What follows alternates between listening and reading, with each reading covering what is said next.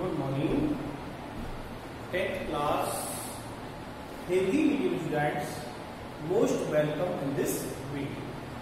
देखिए बेटा, हम पिछले वीडियो में पार्ट नंबर 7 कंप्लीट पढ़ चुके हैं, यानी हम 1 से 7 चैप्टर तक पढ़ते पढ़ते आ चुके हैं।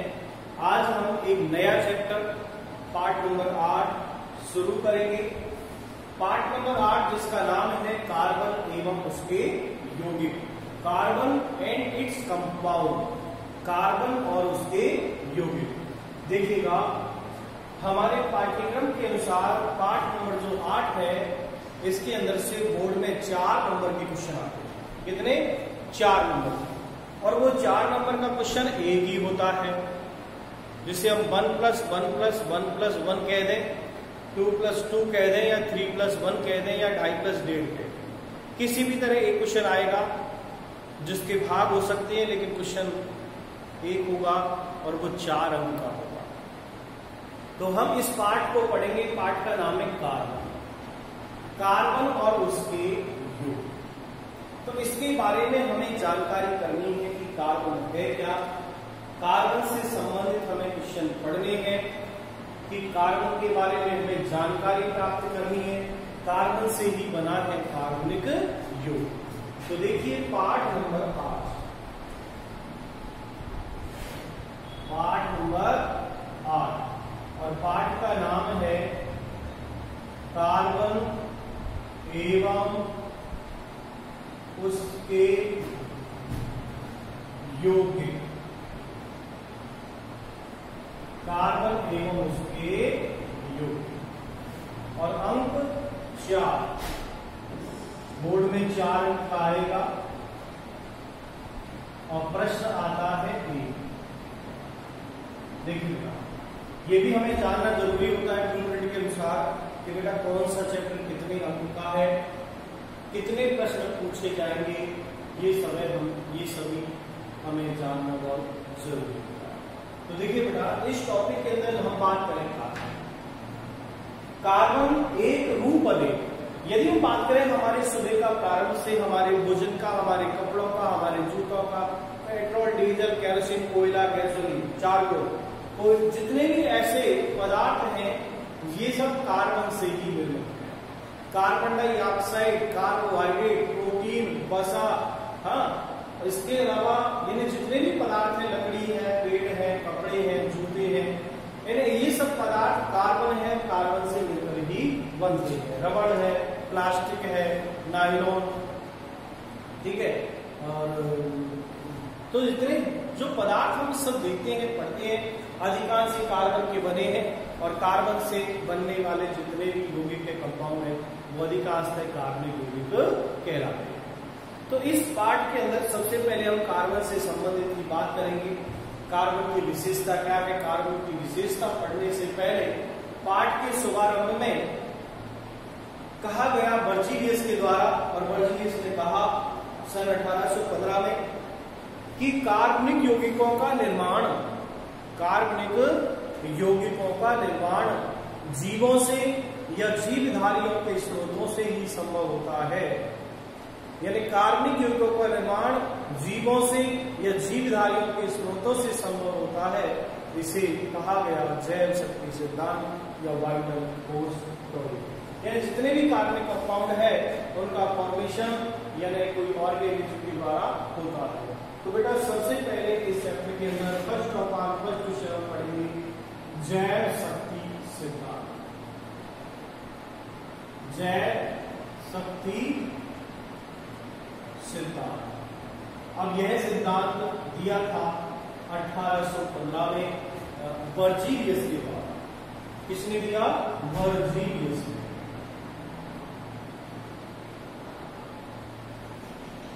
बर्जीलियस 1815, और कहा कि कार्बनिक यौगिकों का निर्माण केवल जीवों से या जीवधारियों के स्रोतों से ही संभव है। अकार्बनिक पदार्थों के द्वारा कृत्रिम रूप से प्रयोगशाला में इसका निर्माण संभव नहीं है। इसे जैव शक्ति सिद्धांत कहते हैं। लेकिन देखिए, समय का चक्र चलता गया। 1828 में बोहलर नाम के वैज्ञानिक ने प्रयोगशाला में कृत्रिम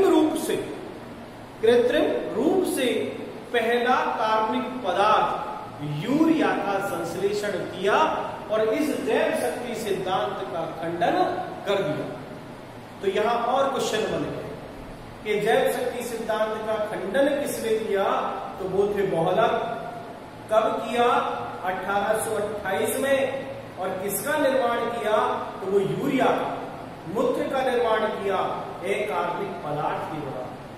उन्होंने अमोनियम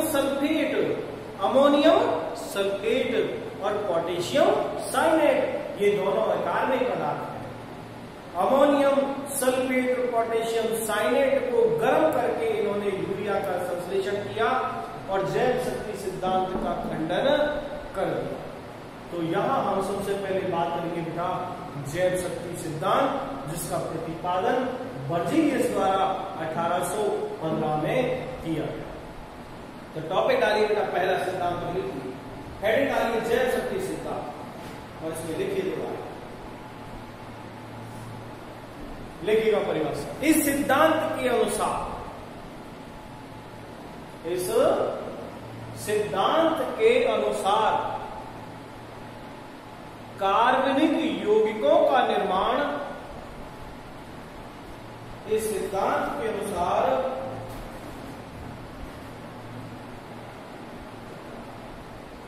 कार्बनिक यौगिकों का निर्माण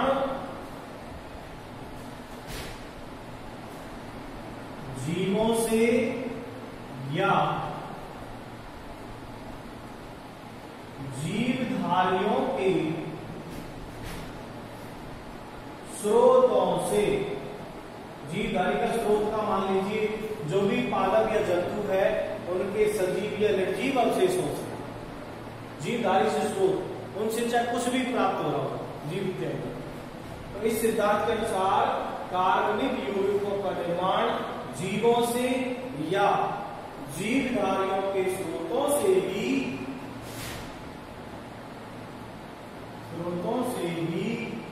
संभव है। जीवधारियों से या जीवधारियों के स्रोतों से ही संभव है तथा इनका कृत्रिम विधियों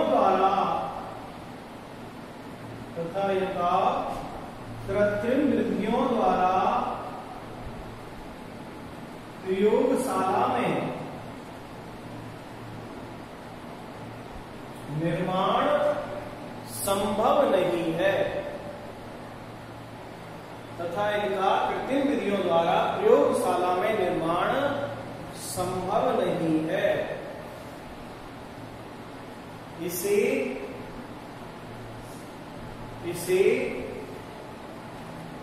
जैव शक्ति सिद्धांत, वाइटल कोर्स, इसे जैव शक्ति सिद्धांत कहा गया। इसे जैव शक्ति सिद्धांत कहा गया। नीचे लाइन को, यह सिद्धांत बर्जीलियस ने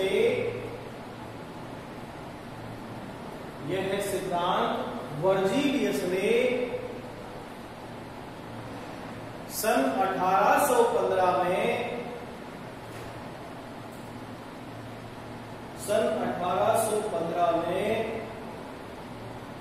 किया था। सन 1815 में किया था। ठीक है, तो ये तो बात हुई जैव शक्ति सिद्धांत की।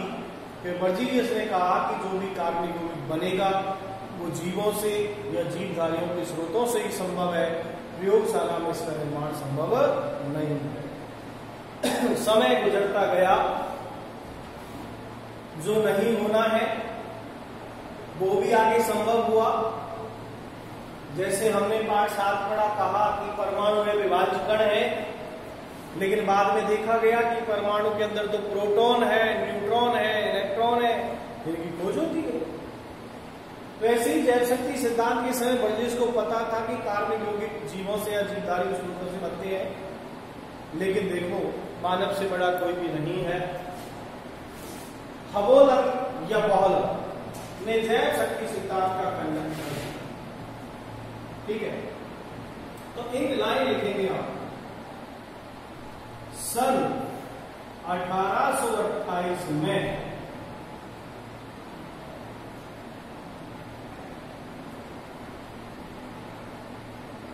इसको हिंदी में तो लिखते हैं हबोलर, इसको बॉयलर भी कहते हैं, बॉयलर इंग्लिश है बॉयलर। ठीक है, सन 1828 में बॉयलर ने जैव शक्ति सिद्धांत का खंडन किया।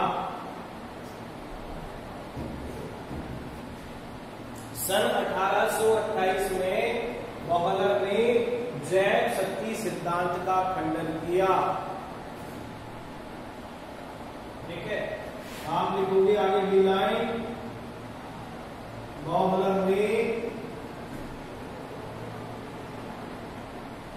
कृत्रिम रूप से प्रयोगशाला में यूरिया बोले तो मूत्र, बॉयलर ने कृत्रिम रूप से प्रयोगशाला में यूरिया यानी मूत्र का निर्माण किया।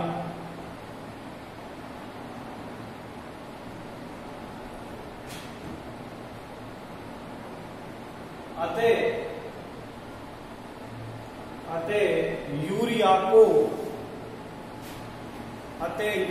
को प्रथम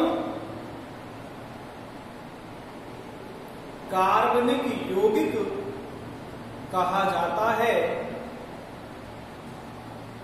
जिसका निर्माण कृत्रिम विधियों द्वारा प्रयोगशाला में हुआ।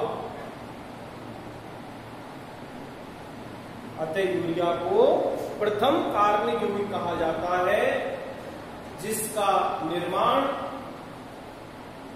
कृत्रिम विधियों द्वारा, कृत्रिम का मतलब होता है मानव निर्मित, कृत्रिम विधियों द्वारा प्रयोगशाला में हुआ। ठीक है, तो अब हम बात करेंगे यूरिया का संश्लेषण, यूरिया का निर्माण कैसे। तो देखिएगा, इसको मैं साफ कर दूंगा। ठीक है, अब नया क्वेश्चन हम लेते हैं, यूरिया का संश्लेषण।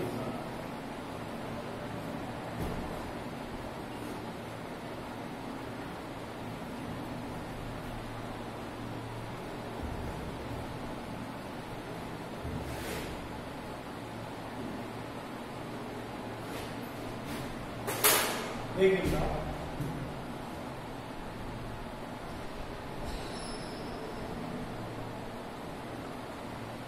यूरिया का निर्माण। ठीक है, तो हम ये कहेंगे कि सन 1828 में, सन 1828 में बॉयलर ने, सन 1828 में बॉयलर ने अकार्बनिक पदार्थ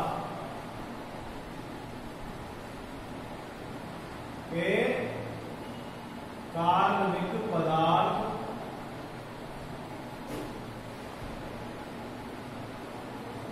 अमोनियम सल्फेट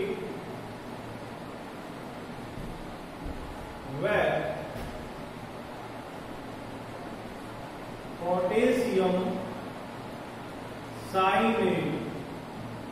देखो एक कार्बनिक पदार्थ है, एक तो अमोनियम सल्फेट और दूसरा पोटेशियम साइनेट को गर्म कर,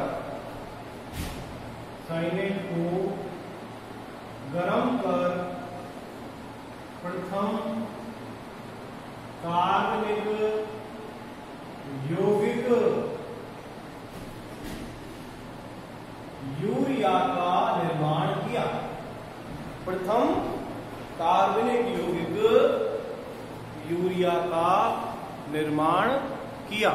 तो देखिएगा यहां पे एक कार्बनिक पदार्थ हमने लिया है, अमोनियम सल्फेट और पोटेशियम साइनेट। इन दोनों को मिलाकर के और गर्म करके और हम यूरिया का निर्माण करेंगे। तो देखिए मैं आपको इसकी रिएक्शन बताऊं। सबसे पहले आप लोगे अमोनियम सल्फेट। पहले मैं आपको हिंदी में बता दूं, फिर उसको हम केमिकल भाषा में ट्रांसलेट करेंगे। बेटा सूत्र याद तो करना पड़ेगा, क्योंकि बिना सूत्र आप निर्माण नहीं कर सकते। तो हमने क्या क्या लिया? Ammonium sulphate. देखिए बेटा ध्यान से, अमोनियम सल्फेट प्लस पोटेशियम साइनेट।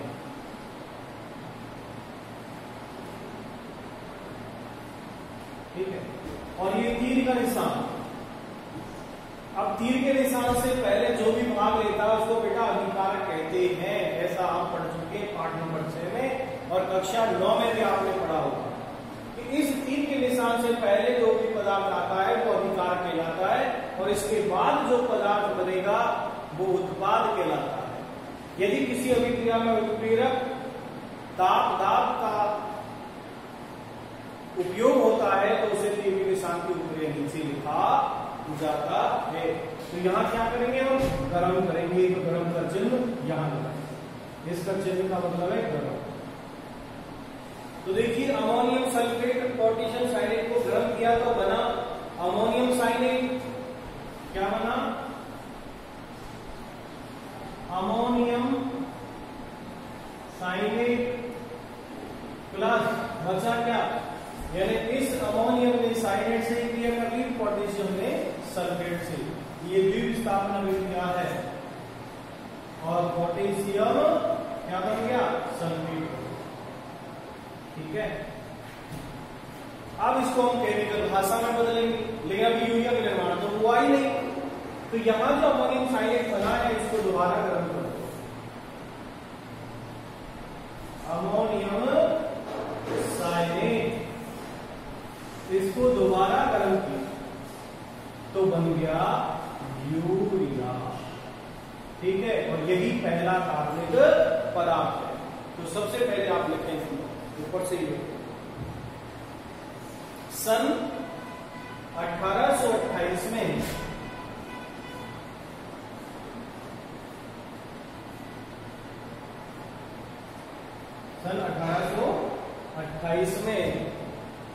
बॉफलर ने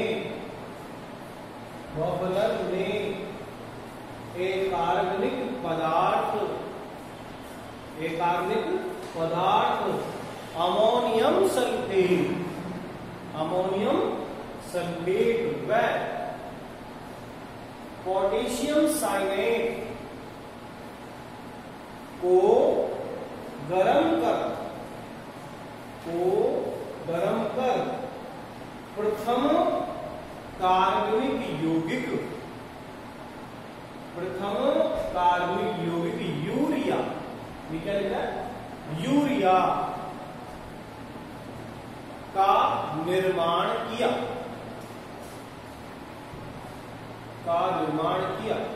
तो देखिए ये काम प्रयोगशाला हुआ है, तभी इसको कहा गया कृत्रिम। कृत्रिम का मतलब होता है मानव निर्मित, मानव के द्वारा काम किया। ठीक है, तो अब हम इसको समीकरण में लिखेंगे। तो ये जो मैंने लिखे इनको कहते हैं शब्द समीकरण। पदार्थ क्या लिया? Ammonium sulphate plus potassium cyanate. प्रयोगशाला के अंदर अमोनियम साइनेट लिया, उसमें अमोनियम सल्फेट लिया, उसमें पोटेशियम साइनेट मिलाया, गर्म किया तो बन गया अमोनियम साइनेट। और पोटेशियम सल्फेट अतिरिक्त पदार्थ है, वो काम नहीं कर रहा, उसे अतिरिक्त उत्पाद है। इस पोटेशियम साइनेट को दोबारा गर्म किया तो यूरिया का निर्माण हो जाता है, और यही प्रथम कार्बनिक पदार्थ है। ठीक है, यहाँ अब हम लिखते हैं रासायनिक समूह जो आपको लिखना जरूरी होता है जिसके नंबर मिलते हैं। तो सबसे पहले हम लिखेंगे किसका सूत्र, अमोनियम सल्फेट का। तो देखिए बेटा कक्षा 9 में आपने अमोनियम सल्फेट पढ़ा होगा, सूत्र बनाना सीखना होगा। जानते हो अच्छी बात, नहीं जानते हो तो सीखना पड़ेगा। NH4 ये तो है अमोनियम और SO4 ये है सल्फेट। लेकिन मैंने यह दो क्यों लगाया? ये दो यहां नहीं लगेगा, यहां लगेगा। क्यों? क्योंकि अमोनियम की संयोजकता 1 है और सल्फेट की संयोजकता 2 है। तो जब सूत्र निर्माण करते हैं तो सल्फेट की संयोजकता अमोनियम पर आ जाती है। तो ये सूत्र है अमोनियम सल्फेट का। प्लस पोटेशियम साइनेट, पोटेशियम का K और साइनेट का होता है CnO। इनको कर दो गरम। जब इसको गर्म करेंगे तो ये पोटेशियम क्रिया कर लेगा सल्फेट से और NH को क्रिया कर लेगा CO से। तो देखिए यहां बनेगा अमोनियम सल्फेट यानी NH4 CnO। ठीक है, प्लस बचा क्या? ये NH4 ने क्रिया कर ली CnO से, इधर पोटेशियम बचा, इधर सल्फेट बचा। तो देखिए अमोनियम ये साइनेट और पोटेशियम सल्फेट यहां बचा है K2SO। ठीक है, K2 सल्फेट K2SO4 सूत्र होता है इसका, क्योंकि सल्फेट की संयोजकता 2 है, पोटेशियम की 1 है, तो सल्फेट की संयोजकता इस पे आ जाती है। ठीक है, अब देखिए आप समीकरण संतुलित करना चाहें तो कर सकते हैं या आपको दो लगाना पड़ेगा। ये दो लगाया है समीकरण को संतुलित करने के लिए। यदि आप यहाँ दो नहीं भी लगाए तब भी कोई नहीं है। अब आपके पास ये जो अमोनियम साइनेट बना ये इसको दोबारा गर्म करना पड़ेगा। तो यहां दोबारा इसको गर्म करें, NH4 CnO।